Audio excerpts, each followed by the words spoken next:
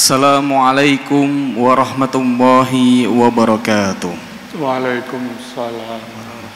Bismillahirrahmanirrahim. Alhamdulillahirabbil alamin wa bihi nasta'in wala umuri dunya waddin.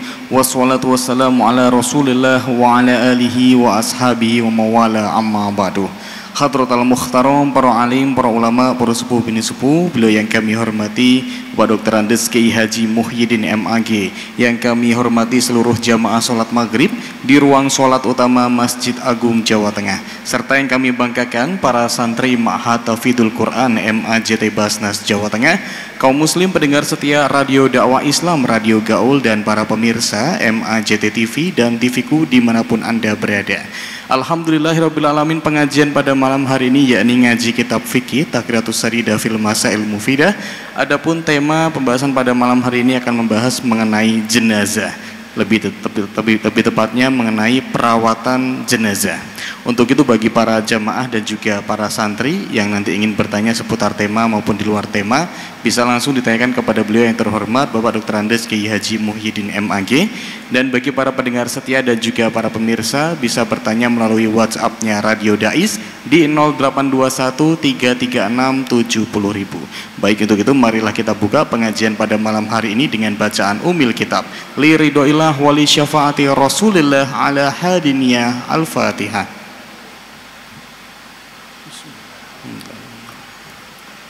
Iya kan berdua, iya kan nasta'in. Baiklah, marilah kita simak bersama ngaji kitab fikih kitab Taqriyatus Saridah fil Masail Mufidah bersama beliau yang terhormat Bapak Dr. Andes Kiai Haji Muhyiddin MAG. Dengan segala hormat dipersilakan.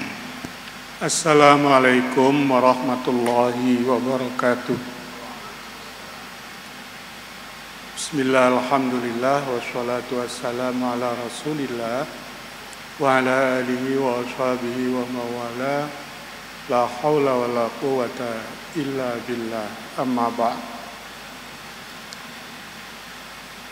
Rabbi shrah li sadri wa yassir li amri wa hlul 'uqdatam min lisani yafqahu qawli.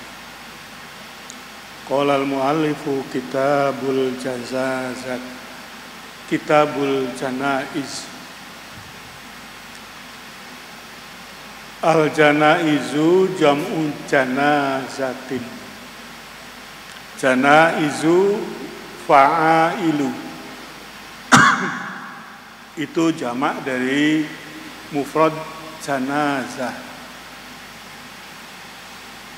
Membacanya bil fathi dengan dibaca fathah jimnya. Kalau dibaca fathah janazah itu ismun lil mayyiti fin naqshi.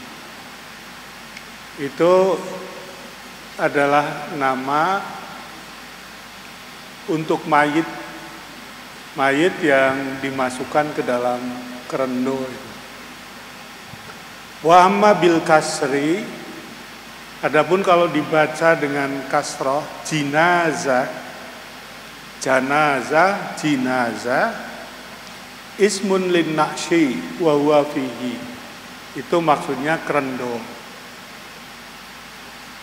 Wakila al-aksu, kadang-kadang penyebutannya itu terbalik. Janazah itu untuk kerendo, jinazah itu untuk mayit. Wal maksud huna, yang dimaksudkan pada bab ini tajhizul mayyiti. Tajhizul mayyiti ngupokoro mayit, min huslihi, mulai dari memandikan, wa takfinihi, membungkus dengan kain kafan, wa sholati alaihi, nyolati jenazah, wa dafnihi, dan mengubur.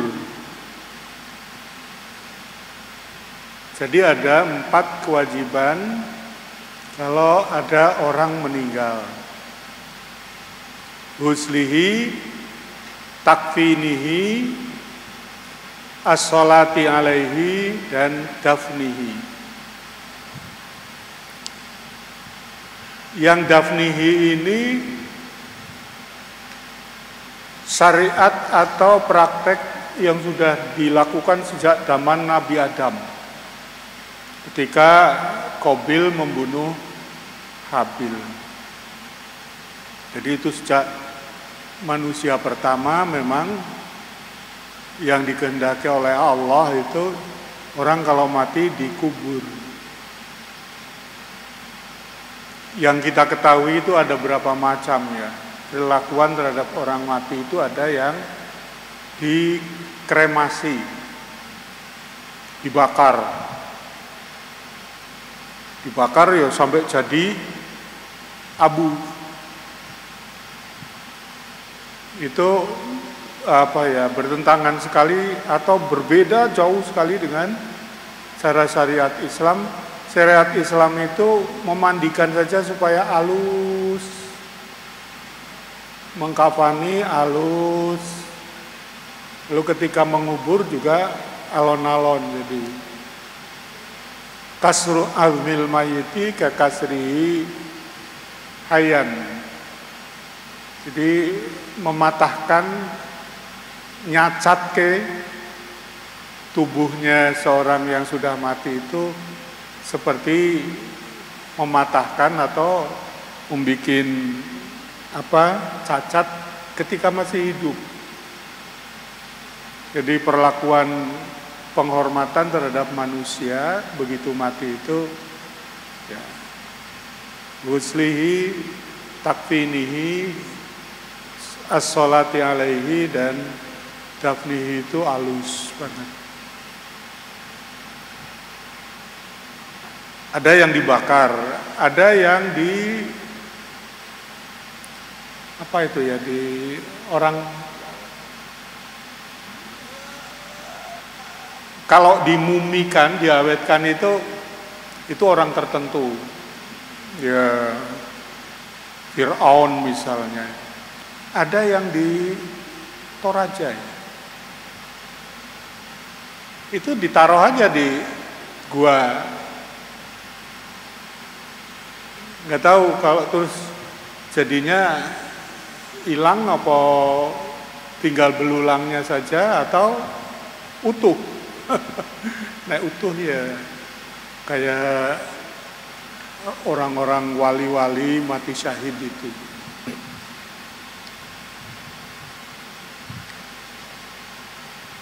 Itu yang normal itu ya, manusia yang normal itu ada yang dibakar, ada yang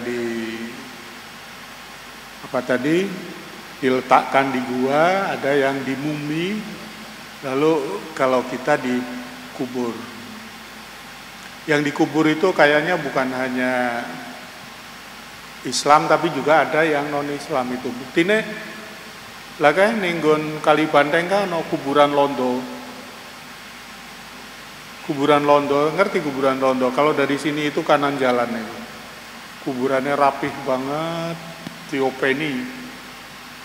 Maksudnya bukan kuburan dalamnya tapi kuburan di atasnya itu. Kuburan Londo.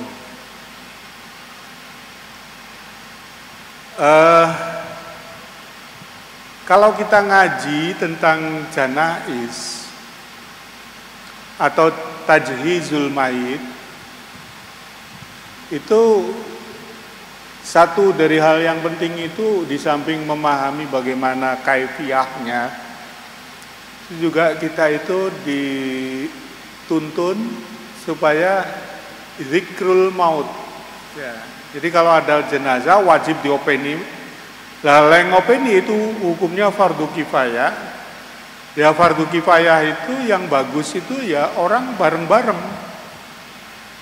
Jangan fardu kifayah yang definisinya satu orang aja cukup lalu sing ngedusi wong siji, sing ngafani wong siji, sing nyolati wong siji, sing mendem wong siji ra kuat lho kuwi. Ya itu lalu kerjasama bareng-bareng.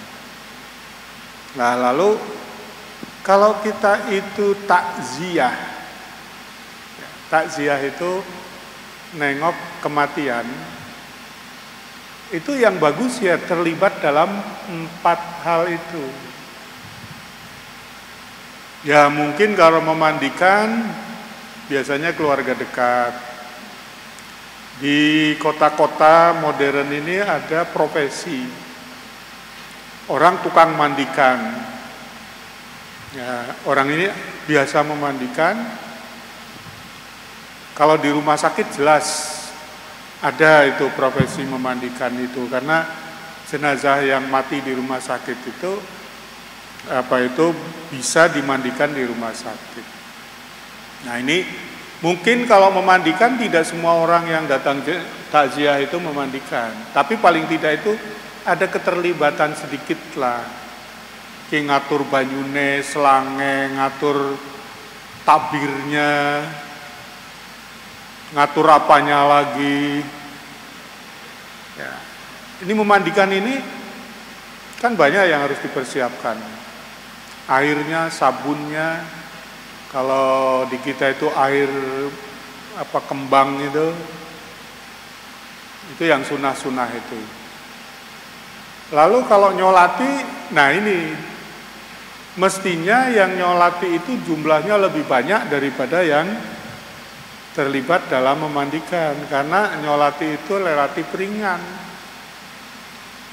Jadi kalau sampean takziah itu niatano begitu datang ke sana itu siap untuk nyolati. Kan modalnya cuma satu, punya wudu. Biasanya nanti yang jadi imam sudah ada. Nah, nyolati itu sekarang ada kebiasaan jenazah disolati di rumah duka. Ada kebiasaan jenazah disolati itu dibawa ke masjid terdekat. Nah, supaya sholatnya bareng, yang nyolati banyak. Nah, ceritanya itu ada banyak riwayat yang menyatakan kalau orang mati lalu disolati dengan jumlah sekian, jumlah 100, ada jumlah 40, itu nanti diampuni dosanya. Ya tentu sholatnya ya yang ikhlas. Inti dari sholat jenazah itu ndongake jenazah. Disampaikan kalau takziah itu yang pokok itu kan ndongake jenazah. Yang pokok itu bukan stor muka gitu, aku datang memberikan penghormatan terakhir. Penghormatan terakhir terhadap jenazah ya keterlibatan kita pada 4 fardu kifayah itu, terutama sholat ini yang ringan. Wadafnihi mengubur. Kalau mengubur itu kuburannya jauh, harus pakai perjalanan. Tapi kalau dekat ya berarti ringan perjalanannya. Dan yang mengubur itu ya orang yang biasa menggali kubur, lalu mengembalikan tanahnya. Kalau orang santri atau nyekel pacul ngubur ya malah kepacul kakinya. Ya paling tidak ikut terlibat lah begitu, ikut ngawasi itu tanahnya supaya masuk ke dalam kubur. Wa yustahabbu dzikrul mauti biqalbihi. Yustahabbu disunahkan dzikrul mauti, ingat mati biqalbihi, dalam hatinya. Jadi maksudnya dzikrul maut itu yang penting biqalbihi. Ya, kalau lisan saja, oh iya koncoku meninggal. Aku yo sok meninggal. Kalau ngomong toh yo gampang, tapi zikrul mauti itu yang penting bikol bihi, atine kelingan mati. Kelingan mati iki rahasia Allah. Ada anak muda mati, ada anak kecil mati, ada orang sudah setengah umur mati, ada orang yang matinya sudah usia lanjut. Ada orang yang mati tiba-tiba, ra lara ra apa, tahu-tahu watuk, tahu-tahu mandek jantungnya. Itu mati itu kan sederhana, mandek jantungnya itu. Kalau mandek jantungnya berapa menit ya wis terbang.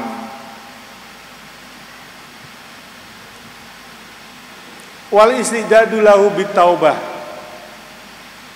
Kalau ingat mati terus selanjutnya itu membekali bitaubati dengan tobat. Tobat. Ya mungkin dalam benaknya anak muda dengan orang tua beda ya. Saya itu usianya kan sudah banyak. Tapi ojo dihitungi terus ya. Udah banyak lah pokoknya. Udah kepala 7. Itu teman-temanku sudah banyak yang meninggal. Teman sekolah banyak yang meninggal. Teman kuliah banyak yang meninggal. Konco pondok sudah banyak yang meninggal. Konco dolan kampung ya wis kere sithik. Kalau pulang ke kampung itu karena jarang-jarang pulang, banyak yang mereka yang nggak kenal saya juga nggak. Kalau pulang delalah itu minggu, jadi orang tahu khutbah, no loh. Pulang khutbah itu ning kene dhewe khutbah, jadi ya pangling.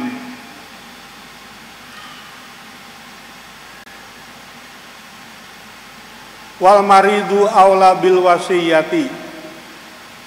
Nah, sedangkan orang yang sakit, ini sakitnya tuh sakit tenanan gitu, orang sakit ringan. Bil wasiyati lebih utama memberikan wasiat wa tahsini dzannihi billah dan berhusnudzon kepada Allah. Ya, biasanya orang sakit itu diuji kesabarannya, diuji nerimone ati. Nah, kalau kebablasan le ora sabar, terus akhirnya bukan husnudzon billah tapi ngersulo. Aku ki salah apa Gusti Allah, urip kok awit cilik melarat wis gedhi angel golek gawean rada tuwa sithik lara-laranen. Nah, ini bagian dari tidak husnudzon.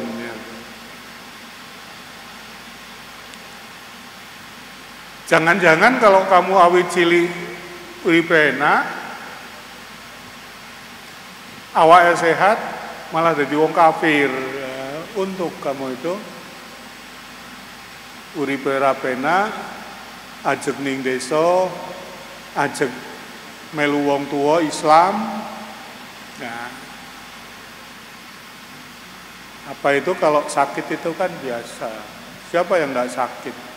Wong sugih ya sakit, wong gagah ya sakit.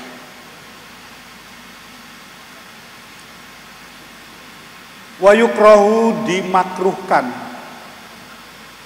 Makruh tamannil mauti, ngarep-ngarep mati. Ngarep-ngarep mati kuwi makruh. Nah, kalau bunuh diri yo bukan makruh. Itu haram, dosa besar ya. Mateni wong liya wae dosa, mateni diri sendiri ini konyol banget. Bila khaufi fitnatin fid dini, ya, tanpa ada rasa takut fitnah di dalam agama. Cuma lain ya, saya tuh sering membaca sekilas mengenai kehidupan seorang wali. Ada wali yang nggak suka kalau dirinya itu konangan karo masyarakat nek dia wali. Pengennya itu kewaliannya itu tersembunyi. Karena kalau sudah konangan kayak wali, lalu terus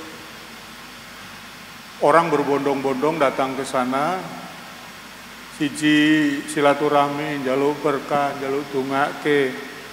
Itu takutnya itu nanti terus dia sombong. Nah, aku wong sakti gitu ya toh. Takutnya sombong, takutnya dipuji, minta dipuji. Maka ada wali-wali tertentu yang namanya mastur, disembunyikan.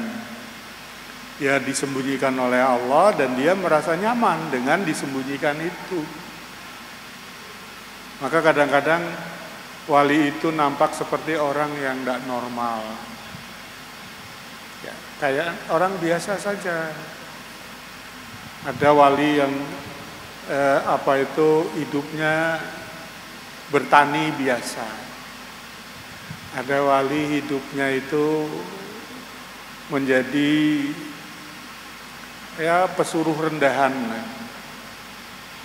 Ada wali yang bahkan dulu tuh ada cerita wali budak gitu, jadi budak.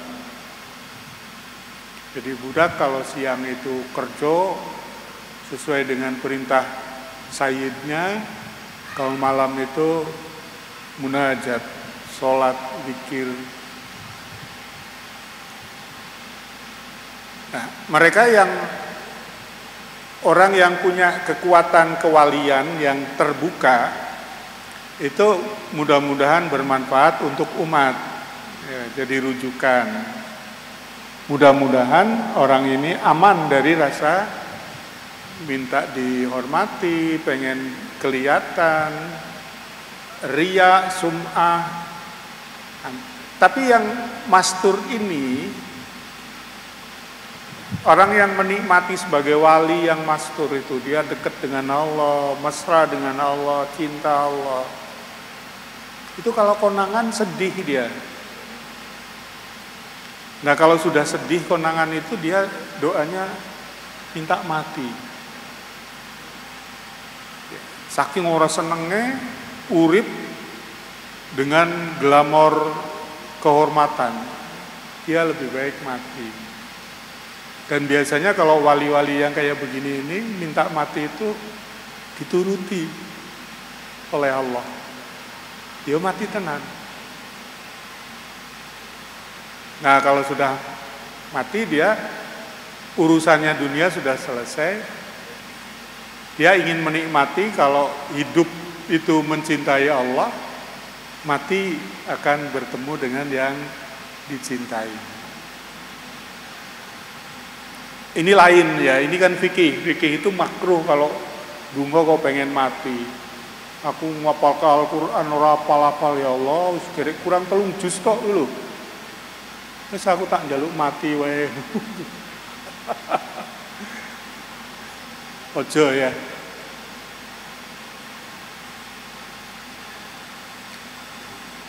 Sebelum kita membahas tentang teknis tajhizul mayit, lebih dulu ada adabul muhtadhar. Bagaimana etikanya orang yang muhtadhar. Mahwal muhtadhar? Al-muhtadharu huwa man hadarahul mautu walam yamut.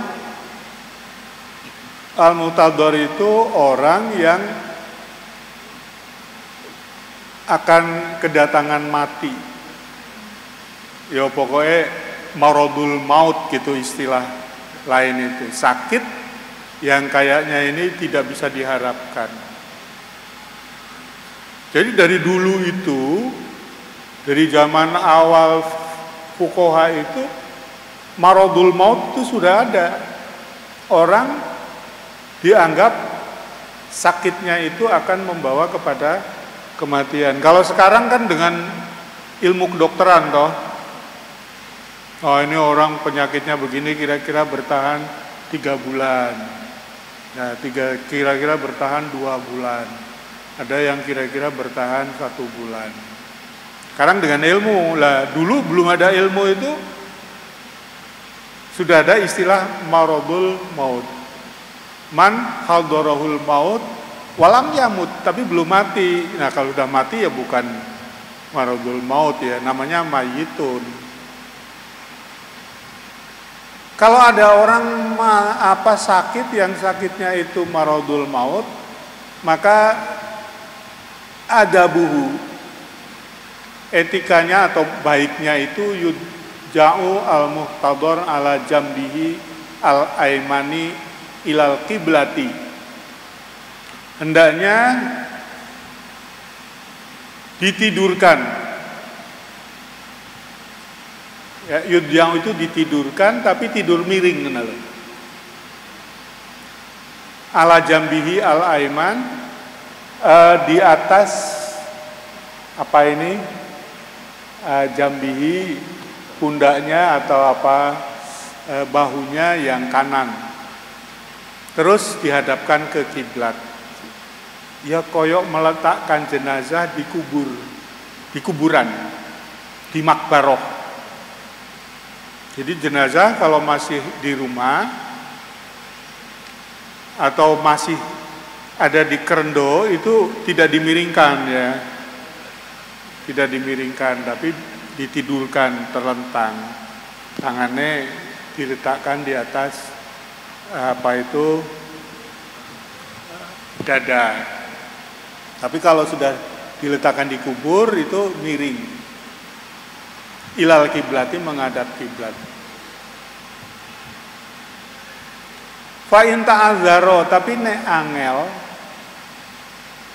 yo angel ki macam-macam tuh angel ya. Mungkin orangnya sakitnya bahunya loro kabeh, malah diringke padha karo disiksa. Ulqiya ala faqahu, maka ya diterlentangkan saja wawajuhu wa akhmusahu lil kiblati, wajahnya diarahkan ke kiblat. Begitu juga telapak kakinya diarahkan ke kiblat, berarti kepalanya sebelah timur, kakinya sebelah barat. Itu yang pertama, jadi meletakkan orang yang sakit, yang sakitnya itu sakit mendekati mati. Yang kedua, ayyulaqona asyhadata, hendaknya ditalqin. Laqona yulaqinu, yulaqona ditalqin asyhadah. Ditalqin dituntun, maksudnya talqin itu kan dituntun. Asyhadata, talqin syahadah. Syahadah itu kalau lengkap kan asyhadu alla ilaha illallah wa asyhadu anna muhammadan rasulullah. Itu kalau lengkap. Lenalkin tu birifqin, dengan cara yang pelan-pelan, yang halus. La ilaha illallah Muhammadur Rasulullah, itu halus pelan-pelan.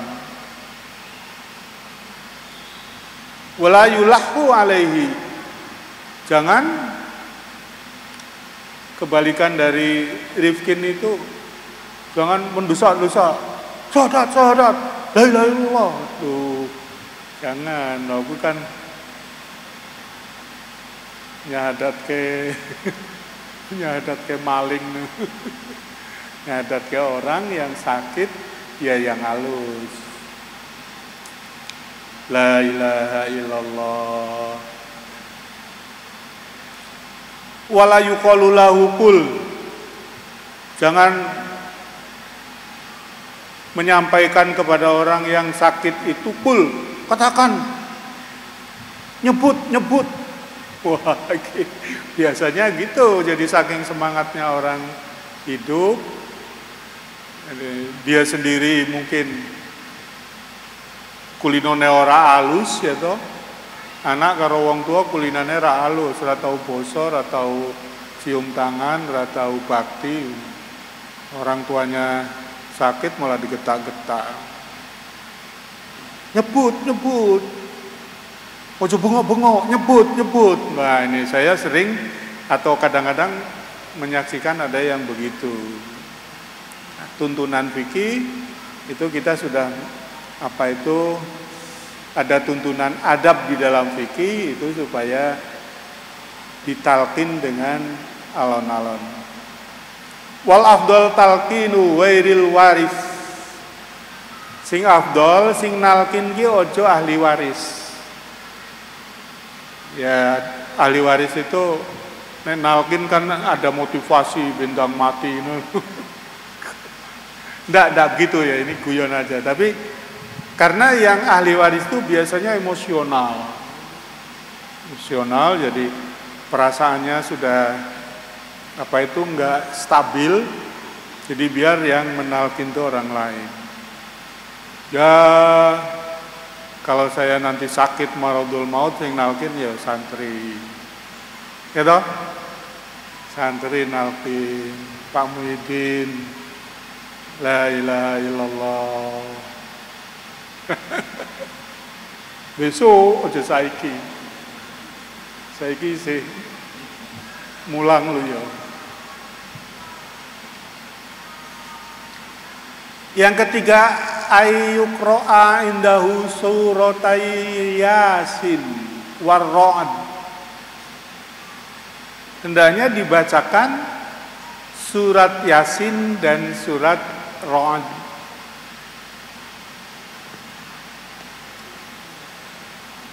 Kenapa surat Yasin? Wal hikmatu min qiraati Yasin istimaluha ala akhwalil qiyamah wa ahwaliha, karena di dalam surat Yasin itu ada bicara soal kiamat, wa taghayyurud dunya wa zawaliha, apa itu nanti perubahan dunia, wa naimul jannah wa adzabi jahannam.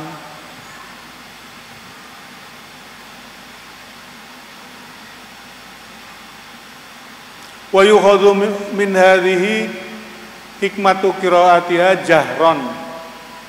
Le maca sebaiknya jahron. Jangan karena kepengen cepat lalu alon-alon ya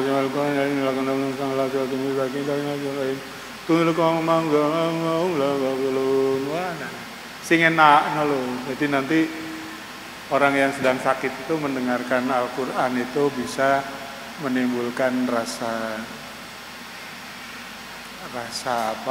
keagamaan yang Yasin wal Qur'anil Hakim innaka laminal mursalin ila akhir surah.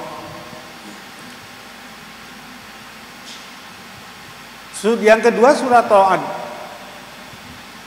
Liqauli Sayyidina Jabir bin Abdullah innahu tuhawinu khurujar ruhi.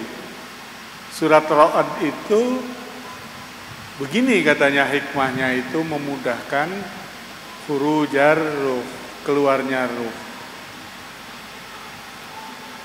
Kita berusaha untuk menyayangi orang yang mau mati ini. Kalau ruh itu keluarnya angel, itu sakitnya luar biasa.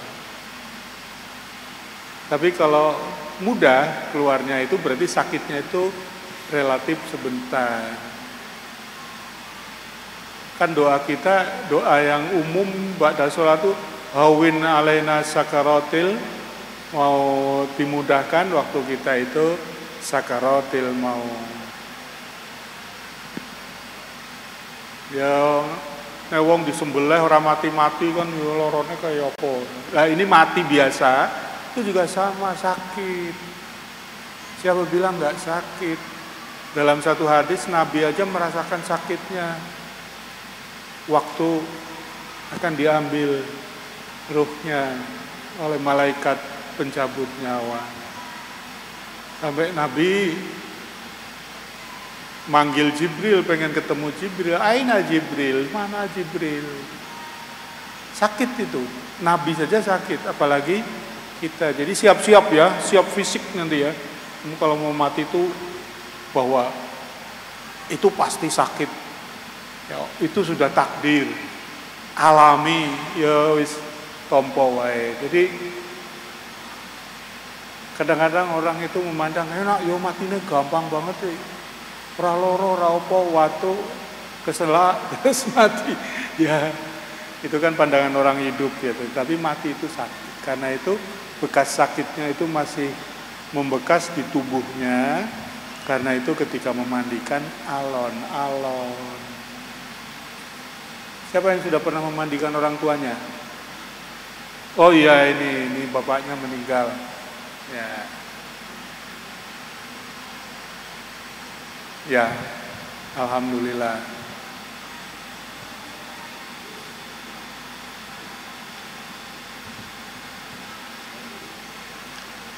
Yang keempat, ayyuhassana, supaya orang yang sakit maradul maut itu disuruh berbaik gonnuhu billahi, seperti tadi itu, supaya gonnya kepada Allah itu baik. Nah, biasanya itu faktor yang menyebabkan gonnya tidak baik itu saking merasa tersiksanya dengan penyakit. Itu akhirnya terus ya bengok-bengok lah. Ya ngersulo biasa ngono mending bengok-bengok, cerit-cerit. Ya, lama-kelamaan terus sampai pada suudzon billah. Bukan husnudzon billah.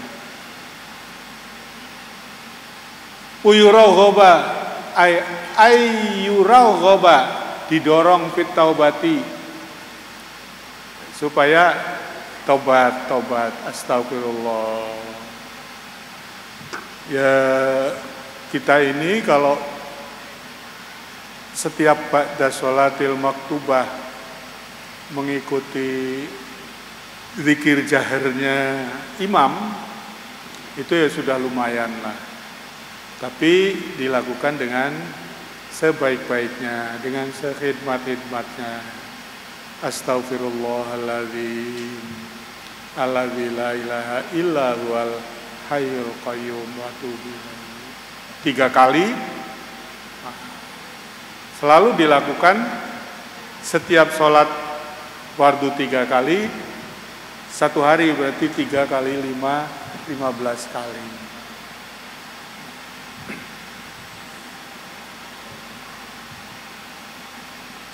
Wa kitabatil wasiyah, mencatat wasiatnya. Jadi ada wasiat apa? Kenapa fikih itu mementingkan wasiat? Ya, harapannya itu supaya dia lega. Begitu mati itu keinginannya terlaksana. 1. Yang kedua, harapannya lagi wasiatnya itu wasiat misalnya wakaf. Wis anak-anakku sing wis do urip, wis nyambut gawe, ora usah ngarep-ngarep tanah tinggalane bapak. Tanah kuwi tak wakafke wae kanggo masjid, kanggo madrasah, kanggo kepentingan umat yang lain. Nah, ini diharapkan itu keinginannya tercapai, dan harapannya keinginan itu keinginan yang kebaikan. Wakaf itu kebaikan untuk yang wakifnya, tapi juga kebaikan untuk ahli waris. Apa kebaikannya? Kilo bapakku nyontok ke, memberi contoh. Maka anaknya itu kelak kalau sudah punya harta, dia juga ingin kaya bapak nih. Dulu bapak saya ingat ase wong sederhana, tanah iki sing ora sepiro kuwi diwakaf. Oke. Anaknya yang sudah jadi sarjana, yang sudah jadi pengusaha, yang sudah jadi agnia, niru bapaknya, mencontoh. Jadi orang tua terhadap anak itu tidak semata-mata dakwai, mendidik dengan ucapan, tapi yang terpenting adalah teladan. Teladan berwakaf itu teladan yang luar biasa. Karena wakaf itu dalam bahasa fikih yang lain disebut dengan amal jariyah. Amal sing meskipun sing ngamal ki wis sedo, wis meninggal, tetapi jariyatun, pahalane terus mengalir selama barang yang diwakafkan itu masih dimanfaatkan sesuai dengan keinginan wakil. Namanya peruntukan wakaf. Nah, masjid di Jawa Tengah itu ada Masjid Demak, ada Masjid Kauman Semarang, ada Masjid Kaliwungu, itu punya aset wakaf yang cukup besar. Tinggal pengelolaannya saja. Kauman ki ora usah golek duit, ora usah golek infak kuwi. Hasil tanahnya yang disewa-sewa itu ora usah golek duit. Wis cukup. Golek duit ya luwih apik. Kaliwungu juga begitu. Jadi Kaliwungu itu tinggalannya yang namanya Sunan Katong. Masjid Kauman Semarang itu tinggalannya Ki Ageng Pandanaran. Masjid Demak itu tinggalannya Kerajaan Demak. Jadi dulu itu yang namanya tanah itu ya kepunyaan raja. Nah, lalu kemudian ditinggal oleh raja, kerajaannya sudah hilang, tanahnya menjadi tanah wakaf. Sing ora duwe tanah wakaf ki MAJT. Ya punya tapi sedikit sekali. Justru MAJT itu tanahnya tanah wakafnya Masjid Kauman. Jadi MAJT.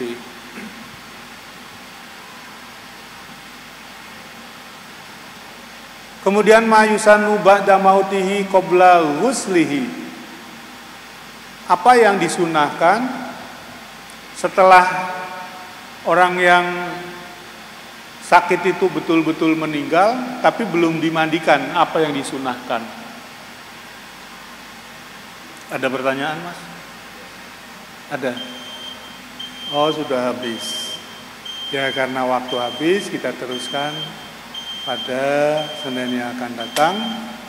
Wallahul muwaffiq ila aqwamit thoriq. Assalamualaikum warahmatullahi wabarakatuh. Waalaikumsalam warahmatullahi wabarakatuh. Alhamdulillahirabbil alamin. Pengajian pada malam hari telah selesai. Untuk itu marilah kita tutup dengan bacaan hamdalah bersama-sama. Alhamdulillahirabbil alamin. Wa doa kafaratul majlis. Subhanakallahumma wa bihamdika nasyhadu an la ilaha illa anta nastaghfiruka wa natubu ilaik. Akhirul kalam wa muwaffiq ila aqwamit thoriq. Wassalamualaikum warahmatullahi wabarakatuh.